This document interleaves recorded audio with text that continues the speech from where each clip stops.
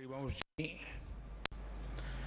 केंद्रीय मंत्रिपरिषद के मेरे साथी श्री प्रहलाद जोशी जी, श्री हरदीप सिंह पुरी जी, अन्य राजनीतिक दलों के प्रतिनिधिगण, वर्चुअल माध्यम से जुड़े अनेक देशों के पार्लियामेंट के स्पीकर्स, यहां उपस्थित अनेक देशों के एम्बेसडर्स, इंटर पार्लियामेंट्री यूनियन के मेंबर्स, अन्य राजनीतिक दलों के प्रतिनिधिगण, वर्चुअल माध्यम से जुड़े अनेक देशों के पार्लियामेंट के स्पीकर्स, यहां उपस्थित अनेक देशों के एम्बेसडर्स, इंटर पार्लियामेंट्री यूनियन के मेंबर्स, अन्य महानुभाव और मेरे प्यारे देशवासियों, आज का दिन बहुत ही ऐतिहासिक है। आज का दिन भारत के लोकतांत्रिक इतिहास में मील के पत्थर की तरह है। भारतीयों द्वारा भारतीयता के विचार से ओतप्रोत भारत के संसद भवन के निर्माण का शुभारंभ हमारी लोकतांत्रिक परंपराओं के सबसे अहम पड़ाव में से एक है। हम भारत के लोग मिलकर अपनी संसद के इस नए भवन को बनाएंगे और साथियों, इससे सुंदर क्या होगा, इससे पवित्र क्या होगा जब भारत अपनी आजादी के 75 वर्ष का पर्व मनाए तो उस पर्व की साक्षात प्रेरणा हमारी संसद की नई इमारत बने। आज 130 करोड़ से ज्यादा भारतीयों के लिए बड़े सौभाग्य का दिन है, गर्व का दिन है, जब हम इस ऐतिहासिक पल के साक्षी बन रहे हैं। साथियों, नए संसद भवन का निर्माण नूतन और पुरातन के सह अस्तित्व का उदाहरण है। ये समय और जरूरतों के अनुरूप खुद में परिवर्तन लाने का प्रयास है। मैं अपने जीवन में वो क्षण कभी नहीं भूल सकता जब 2014 में पहली बार एक सांसद के तौर पर मुझे संसद भवन में आने का अवसर मिला था। तब लोकतंत्र के इस मंदिर में कदम रखने से पहले मैंने सिर झुकाकर, माथा टेककर लोकतंत्र के इस मंदिर को नमन किया था। हमारे वर्तमान संसद भवन ने आजादी के आंदोलन और फिर स्वतंत्र भारत को गढ़ने में अपनी अहम भूमिका निभाई है। आजाद भारत की पहली सरकार का गठन भी यही हुआ और पहली संसद भी यहीं बैठी। इसी संसद भवन में हमारे संविधान की रचना हुई, हमारे लोकतंत्र की पुनर्स्थापना हुई। बाबा साहब आंबेडकर और अन्य वरिष्ठों ने सेंट्रल हॉल में गहन मंथन के बाद हमें अपना संविधान दिया। संसद की मौजूदा इमारत स्वतंत्र भारत के हर उतार चढ़ाव, हमारी हर चुनौतियां, हमारे समाधान, हमारी आशाओं आकांक्षाओं, हमारी सफलता का प्रतीक रही है।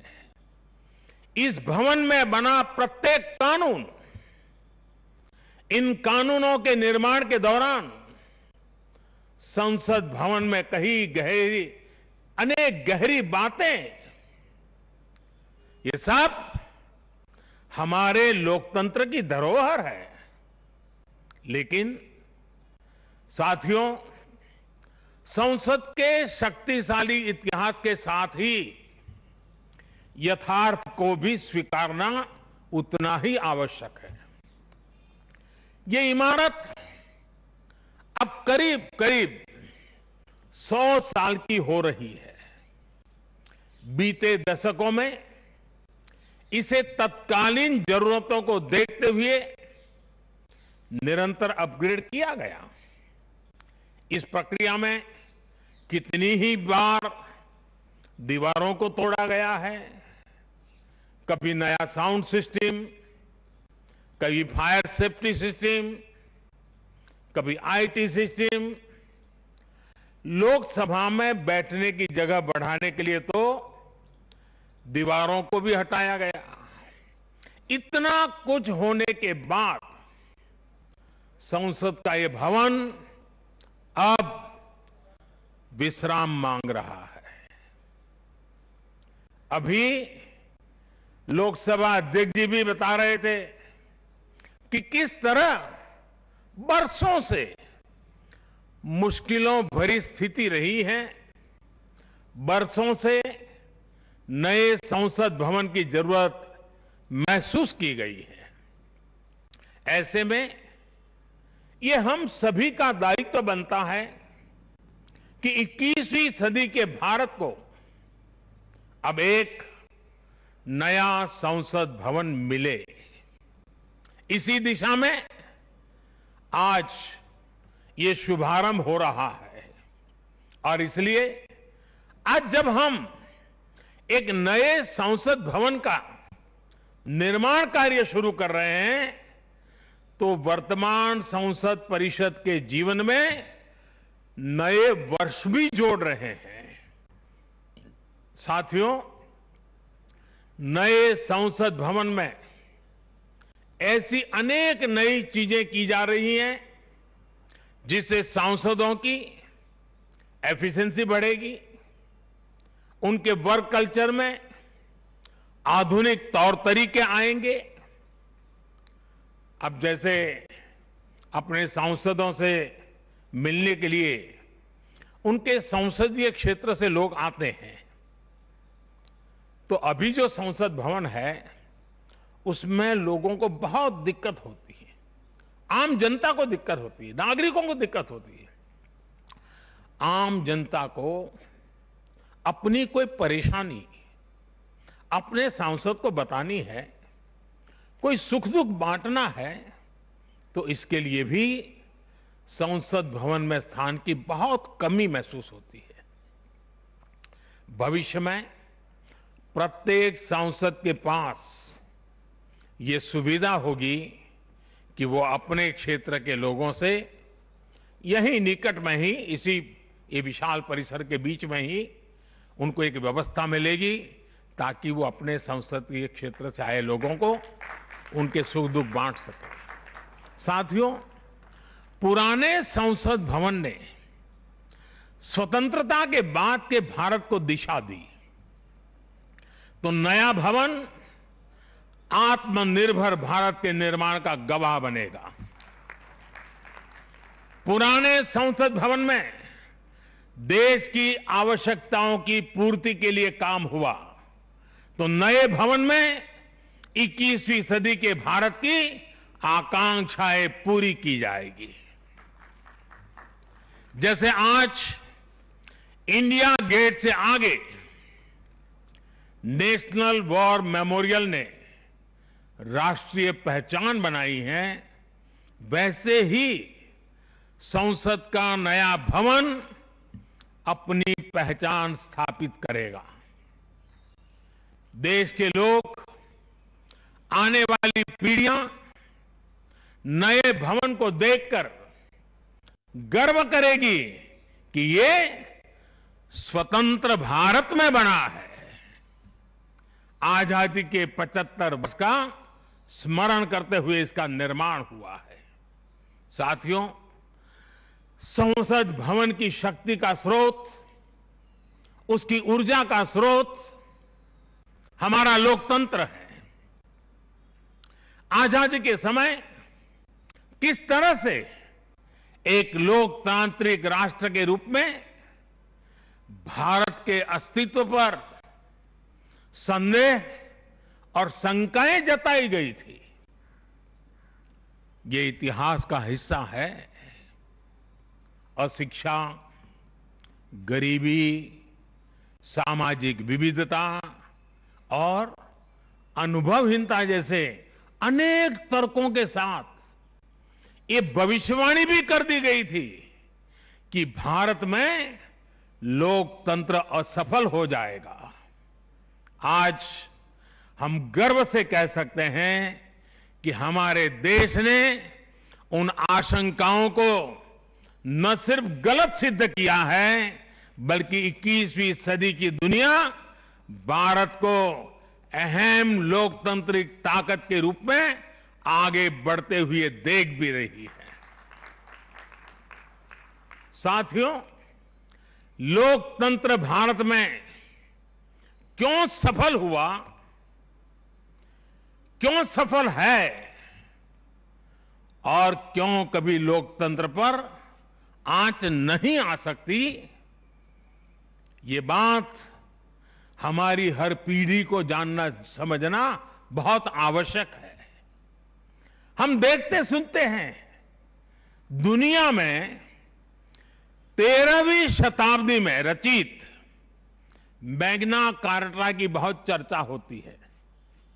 कुछ विद्वान इसे लोकतंत्र की बुनियाद भी बताते हैं, लेकिन ये भी बात उतनी ही सही है कि मैग्ना कार्टा से भी पहले 12वीं शताब्दी में, 12th सेंचुरी में ही भारत में भगवान बसवेश्वर का अनुभव मंटपम अस्तित्व में आ चुका था। अनुभव मंटपम के रूप में उन्होंने लोक संसद का न सिर्फ निर्माण किया था, बल्कि उसका संचालन भी सुनिश्चित किया था। और भगवान बसवेश्वर जी ने कहा था, ಈ ಅನುಭವ ಮಂಟಪ ಜನಸಭಾ ನಾದಿನ ಮಟ್ಟು ರಾಷ್ಟ್ರದ ಉನ್ನತಿಗೆ ಹಾಗೂ ಅಭಿವೃದ್ಧಿಗೆ ಪುರಗಾವಗಿ ಕೆಲಸ ಮಾಡುತ್ತದೆ। यानी ये अनुभव मंटपम एक ऐसी जनसभा है जो राज्य और राष्ट्र के हित में और उनकी उन्नति के लिए सभी को एकजुट होकर काम करने के लिए प्रेरित करती है। अनुभव मंटपम लोकतंत्र का ही तो एक स्वरूप था। साथियों, इस कालखंड के और पहले जाएं तो तमिलनाडु में चेन्नई से 80-85 किलोमीटर दूर उत्तरा मेरूर नाम के गांव में एक बहुत ही ऐतिहासिक साक्ष्य दिखाई देता है। इस गांव में चोल साम्राज्य के दौरान 10वीं शताब्दी में पत्थरों पर तमिल में लिखी गई पंचायत व्यवस्था का वर्णन है, 10th सेंचुरी। और इसमें बताया गया है कि कैसे हर गांव को कुटुंब में कैटेगराइज किया जाता था, जिनको अगर आज की भाषा में कहना है तो हम आज उसको एक वार्ड कह सकते हैं। उन कुटुंबों से एक एक प्रतिनिधि महासभा में भेजा जाता था। और जैसा आज भी होता है, इस गांव में 1000 वर्ष पूर्व जो महासभा लगती थी वो आज भी वहां मौजूद है। और साथियों, 1000 वर्ष पूर्व बनी इस लोकतांत्रिक व्यवस्था में एक और बात बहुत महत्वपूर्ण थी। उस पत्थर पे लिखा हुआ है, उस शिलालेख में वर्णन है इसका, और उसमें कहा गया है कि जनप्रतिनिधि को चुनाव लड़ने के लिए अयोग्य घोषित करने का भी प्रावधान था उस जमाने में। और नियम क्या था? नियम यह था कि जो जनप्रतिनिधि अपनी संपत्ति का ब्यौरा नहीं देगा, वो और उसके करीबी रिश्तेदार चुनाव नहीं लड़ पाएंगे। कितने सालों पहले, सोचिए कितनी बारीकी से उस समय पर हर पहलू को सोचा गया, समझा गया, अपनी लोकतांत्रिक परंपराओं का हिस्सा बनाया गया। साथियों, लोकतंत्र का हमारे इतिहास देश के हर कोने में नजर आता है, कोने कोने में नजर आता है। कुछ शब्दों से तो हम बराबर परिचित हैं, सभा, समिति, गणपति, गणाधिपति, ये शब्दावली हमारे मन मस्तिष्क में सदियों से प्रवाहित है। सदियों पहले शाक्य, मल्ल और बेज्जी जैसे गणतंत्र हो, लिच्छवी, मल्लक, मड़क और कंबोज जैसे गणराज्य हो, या फिर मौर्य काल में कलिंग, सभी ने लोकतंत्र को ही शासन का आधार बनाया था। हजारों साल पहले रचित हमारे वेदों में से ऋग्वेद में लोकतंत्र के विचार को समज्ञान यानी समूह चेतना, कलेक्टिव कॉन्शियसनेस के रूप में देखा गया है। साथियों, आमतौर पर अन्य जगहों पर जब डेमोक्रेसी की चर्चा होती है तो ज्यादातर चुनाव की प्रक्रिया, इलेक्टेड मेंबर्स, उनके गठन की रचना, शासन प्रशासन, लोकतंत्र की परिभाषा इन्हीं चीजों के आसपास रहती है। इस प्रकार की व्यवस्था पर अधिक बल देने को ही ज्यादातर स्थानों पर उसी को डेमोक्रेसी कहते हैं। लेकिन भारत में लोकतंत्र एक संस्कार है। भारत के लिए लोकतंत्र जीवन मूल्य है, जीवन पद्धति है, राष्ट्र जीवन की आत्मा है। भारत का लोकतंत्र सदियों के अनुभव से विकसित हुई व्यवस्था है। भारत के लिए लोकतंत्र में जीवन मंत्र भी है, जीवन तत्व भी है, और साथ ही व्यवस्था का तंत्र भी है, तत्व भी है, तंत्र भी है। समय समय पर इसमें व्यवस्थाएं बदलती रही, प्रक्रियाएं बदलती रही, लेकिन आत्मा लोकतंत्र ही रही। और विडंबना देखिए, आज भारत का लोकतंत्र हमें पश्चिमी देशों से न समझाया जाता है। जब हम विश्वास के साथ अपने लोकतांत्रिक इतिहास का गौरवगान करेंगे तो वो दिन दूर नहीं जब दुनिया भी कहेगी India is mother of democracy, India is mother of democracy, India is mother of democracy.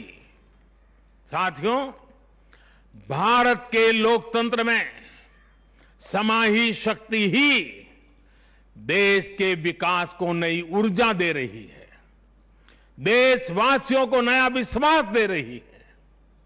दुनिया के अनेक देशों में जहां लोकतांत्रिक प्रक्रियाओं को लेकर अलग स्थिति बन रही है, वहीं भारत में लोकतंत्र नित्य नूतन हो रहा है।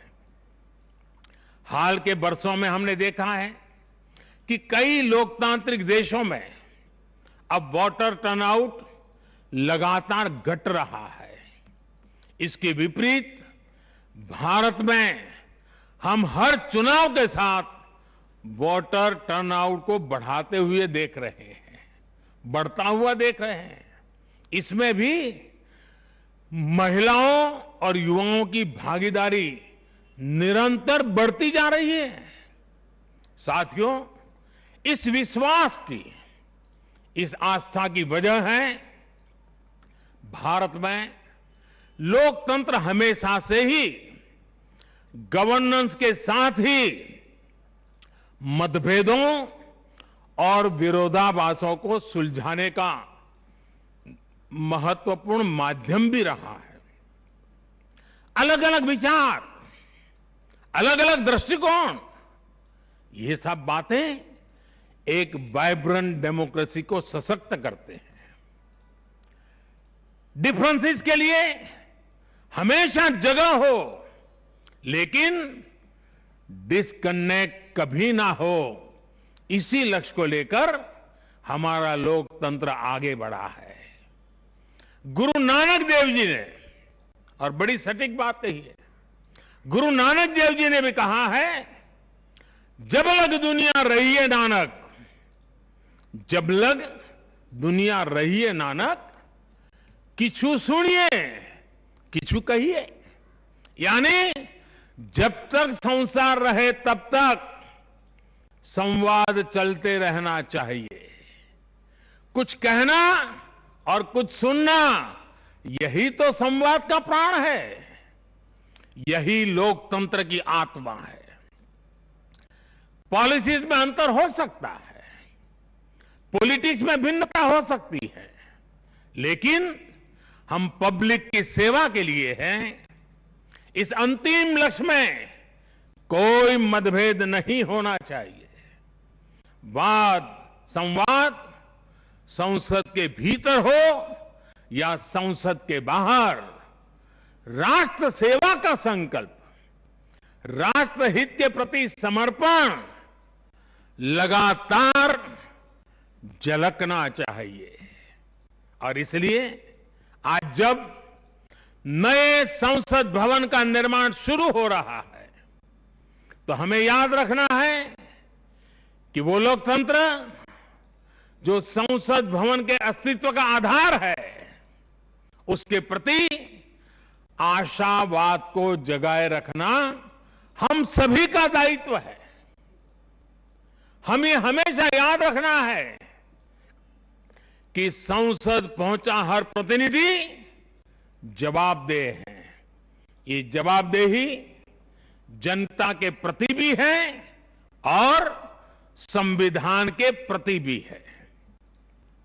हमारा हर फैसला राष्ट्र प्रथम, नेशन फर्स्ट, इसकी भावना से ही होना चाहिए। हमारे हर फैसले में राष्ट्रहित सर्वोपरि रहना चाहिए। राष्ट्रीय संकल्पों की सिद्धि के लिए हम एक स्वर में, एक आवाज में खड़े हो, ये बहुत जरूरी है। साथियों, हमारे यहां जब मंदिर के भवन का निर्माण होता है, तो शुरू में उसका आधार सिर्फ ईंट पत्थर ही होता है। कारीगर, शिल्पकार सभी के परिश्रम से मंदिर के भवन का निर्माण पूरा होता है।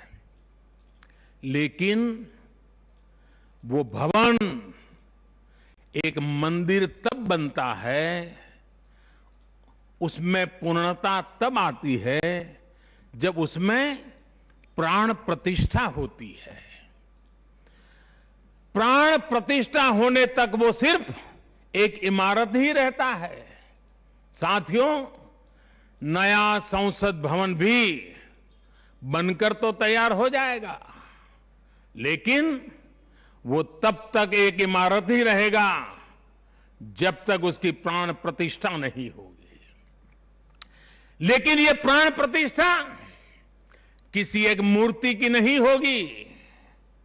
लोकतंत्र के इस मंदिर में इसका कोई विधा विधान भी नहीं है। विधि विधान भी नहीं है। इस मंदिर की प्राण प्रतिष्ठा करेंगे, इसमें चुनकर आने वाले जनप्रतिनिधि, उनका समर्पण, उनका सेवा भाव इस मंदिर की प्राण प्रतिष्ठा करेगा। उनका आचार, विचार, व्यवहार इस लोकतंत्र के मंदिर की प्राण प्रतिष्ठा करेगा। भारत की एकता, अखंडता को लेकर किए गए उनके प्रयास इस मंदिर की प्राण प्रतिष्ठा की ऊर्जा बनेंगे। जब एक एक जनप्रतिनिधि अपना ज्ञान, अपना कौशल्य, अपनी बुद्धि, अपनी शिक्षा, अपना अनुभव पूर्ण रूप से यहां निचोड़ देगा, राष्ट्रहित में निचोड़ देगा, उसी का अभिषेक करेगा, तब इस नए संसद भवन की प्राण प्रतिष्ठा होगी। यहां राज्यसभा काउंसिल ऑफ स्टेट्स है, एक ऐसी व्यवस्था है जो भारत के फेडरल स्ट्रक्चर को बल देती है। राष्ट्र के विकास के लिए राज्य का विकास, राष्ट्र के विकास के लिए राज्य का विकास, राष्ट्र की मजबूती के लिए राज्य की मजबूती, राष्ट्र के कल्याण के लिए राज्य का कल्याण, इस मूलभूत सिद्धांत के साथ काम करने का हमें प्रण लेना है। पीढ़ी दर पीढ़ी आने वाले कल में जो जनप्रतिनिधि यहां आएंगे, उनके शपथ लेने के साथ ही प्राण प्रतिष्ठा के इस महायज्ञ में उनका योगदान शुरू हो जाएगा। इसका लाभ देश के कोटि कोटि जनों को होगा। संसद की नई इमारत एक ऐसी तपोस्थली बनेगी जो देशवासियों के जीवन में खुशहाली लाने के लिए काम करेगी, जन कल्याण का काम करेगी। साथियों, 21वीं सदी भारत की सदी हो, यह हमारे देश के महापुरुषों और महान नारियों का सपना रहा है। लंबे समय से इसकी चर्चा हम सुनते आ रहे हैं। 21वीं सदी भारत की सदी तब बनेगी जब भारत का एक एक नागरिक अपने भारत को सर्वश्रेष्ठ बनाने के लिए अपना योगदान देगा। बदलते हुए विश्व में भारत के लिए अवसर बढ़ रहे हैं। कभी कभी तो लगता है जैसे अवसर की बाढ़ आ रही है। इस अवसर का हमें किसी भी हालत में, किसी भी सूरत में इन अवसरों को हमें हाथ से निकलने नहीं देना है। पिछली शताब्दी के अनुभवों ने हमें बहुत कुछ सिखाया है। उन अनुभवों से सीखे और उन अनुभवों की सीख हमें बार बार याद दिला रही है कि अब समय नहीं गंवाना है, समय को साधना है। साथियों, एक बहुत पुरानी और महत्वपूर्ण बात मैं आज जिक्र करना चाहता हूं। वर्ष 1897 में स्वामी विवेकानंद जी ने देश की जनता के सामने 1897 में कहा था कि अगले 50 सालों के लिए उन्होंने एक आह्वान किया था और स्वामी जी ने कहा था कि आने वाले 50 सालों तक भारत माता की आराधना ही सर्वोपरि हो। देशवासियों के लिए उनका यही एक काम, भारत माता की आराधना। और हमने देखा उस महापुरुष की वाणी की ताकत। इसके ठीक 50 वर्ष बाद 1947 में भारत को आजादी मिल गई थी। आज जब संसद के नए भवन का शिलान्यास हो रहा है तो देश को एक नए संकल्प का भी शिलान्यास करना है। हर नागरिक को नए संकल्प का शिलान्यास करना है। स्वामी विवेकानंद जी ने उनके उस आह्वान को याद करते हुए हम सबको ये संकल्प लेना है। ये संकल्प हो इंडिया फर्स्ट का, भारत सर्वोपरि। हम सिर्फ और सिर्फ भारत की उन्नति, भारत के विकास को ही अपनी आराधना बना ले। हमारा हर फैसला देश की ताकत बढ़ाए। हमारा हर निर्णय, हर फैसला एक ही तराजू में तोला जाए, और वो तराजू है देश का हित सर्वोपरि, देश का हित सबसे पहले। हमारा हर निर्णय वर्तमान और भावी पीढ़ी के हित में हो। साथियों, स्वामी विवेकानंद जी ने तो 50 वर्ष की बात की थी। हमारे सामने 25-26 साल बाद आने वाली भारत की आजादी की 100वीं वर्षगांठ है, जब देश वर्ष 2047 में 2047 में अपनी स्वतंत्रता के 100वें वर्ष में प्रवेश करेगा। तब हमारा देश कैसा हो, हमें देश को कहां तक ले जाना है, इस 25-26 वर्ष कैसे हमें खप जाना है, इसके लिए हमें आज संकल्प लेकर काम शुरू करना है।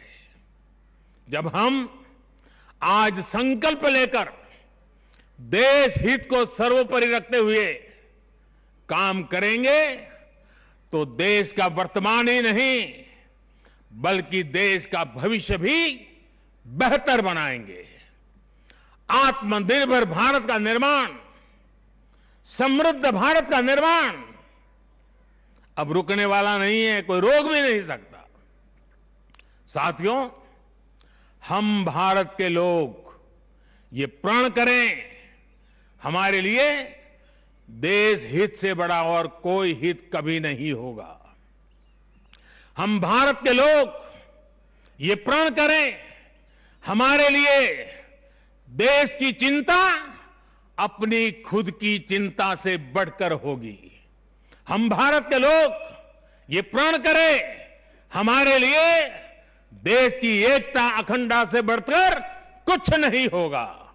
हम भारत के लोग ये प्रण करें, हमारे लिए देश के संविधान की मान मर्यादा और उसकी अपेक्षाओं की पूर्ति जीवन का सबसे बड़ा ध्येय होगी। हमें गुरुदेव रविन्द्रनाथ टैगोर की ये भावना हमेशा याद रखनी है। और गुरुदेव रविन्द्रनाथ टैगोर की भावना क्या थी?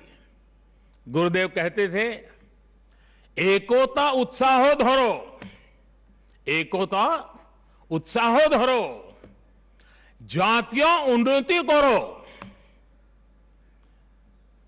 দুসুক ভুবনে সবে ভারতের জয়।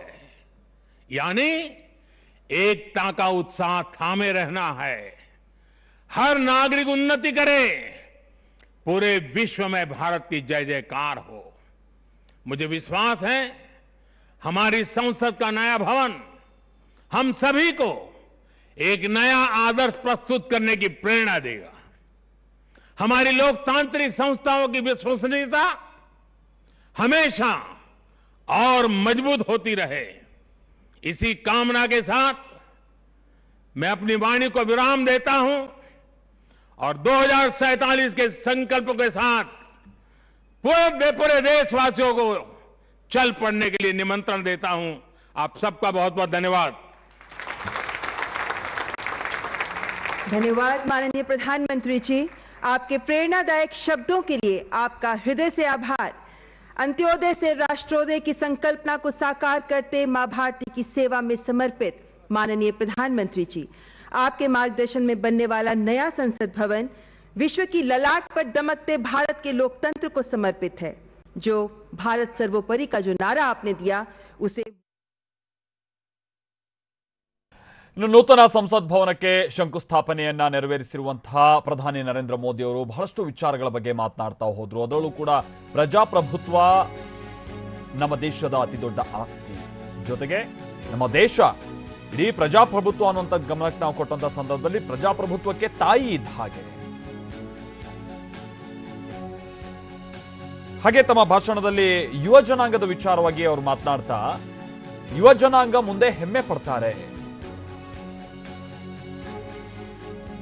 ಈ ತೆರನಾದಂತಹ ಒಂದು ನೂತನವಾದಂತಹ ಸಂಸತ್ ಭವನ, ಜೊತೆಗೆ ನಾವು ಪ್ರಜಾಪ್ರಭುತ್ವವನ್ನ ಕಾಪಾಡಿಕೊಂಡು ಮುಂದೆ ಹೋಗುವಂತಹ ರೀತಿ, ಇದನ್ನೆಲ್ಲ ನೋಡಿ ನಮ್ಮ ಯುವಜನರು ಹೆಮ್ಮೆ ಪಡ್ತಾರೆ.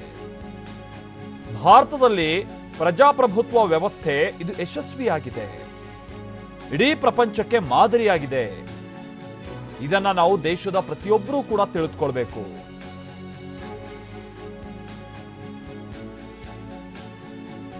ಆಮೇಲೆ ಇವತ್ತು ಈ ಒಟ್ಟು ಸಂಸತ್ ಭವನದ ಶಂಕುಸ್ಥಾಪನೆಯ ಸಂದರ್ಭದಲ್ಲಿ ನಾವು ಗಮನಿಸಬಹುದಾಗಿತ್ತು, ಬೇರೆ ಬೇರೆ ಧರ್ಮಕ್ಕೆ ಸಂಬಂಧಪಟ್ಟಂತವರು ಕೂಡ ಪ್ರಾರ್ಥನೆಯನ್ನ ಸಲ್ಲಿಸುವ ಮುಖೇನವಾಗಿ ಶಂಕುಸ್ಥಾಪನೆಯನ್ನ ನೆರವೇರಿಸಿದಂತಹ ಸಂದರ್ಭ. ಹಾಗಾದ್ರೆ ಈ ಪ್ರಜಾಪ್ರಭುತ್ವಕ್ಕೆ ಸಂಬಂಧಪಟ್ಟ ಹಾಗೆ, ಜೊತೆಗೆ ಯುವಜನತೆ ವಿಚಾರವಾಗಿ ಪ್ರಧಾನಿ ನರೇಂದ್ರ ಮೋದಿ ಅವರು ಮಾತನಾಡಿದಂತಹ ಸಂದರ್ಭ ಬನ್ನಿ ನಾವು ಗಮನಿಸೋಣ. इसी संसद भवन में हमारे संविधान की रचना हुई, हमारे लोकतंत्र की पुनर्स्थापना हुई. बाबा साहब आंबेडकर और अन्य वरिष्ठों ने सेंट्रल हॉल में गहन मंथन के बाद हमें अपना संविधान दिया. संसद की मौजूदा इमारत स्वतंत्र भारत के हर उतार चढ़ाव, हमारी हर चुनौतियां, हमारे समाधान, हमारी आशाओं आकांक्षाओं, हमारी सफलता का प्रतीक रही है. इस भवन में बना प्रत्येक कानून, इन कानूनों के निर्माण के दौरान संसद भवन में कही अनेक गहरी बातें, ये सब हमारे लोकतंत्र की धरोहर है. लेकिन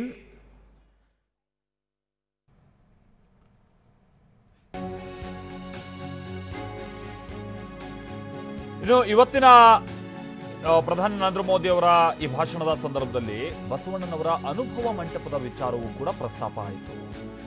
ಅನುಭವ ಮಂಟಪದ ಬಗ್ಗೆ ಕನ್ನಡದಲ್ಲೇ ಪ್ರಧಾನಿ ಮೋದಿ ಮಾತನಾಡಿದ್ರು. ಬಸವಣ್ಣನವರು ಆ ಕಾಲದಲ್ಲಿ ಏನ್ ಹೇಳಿದ್ರು 12ನೇ ಶತಮಾನದಲ್ಲಿ, ಅದನ್ನ ಕನ್ನಡದಲ್ಲೇ ಹೇಳ್ತಾರೆ.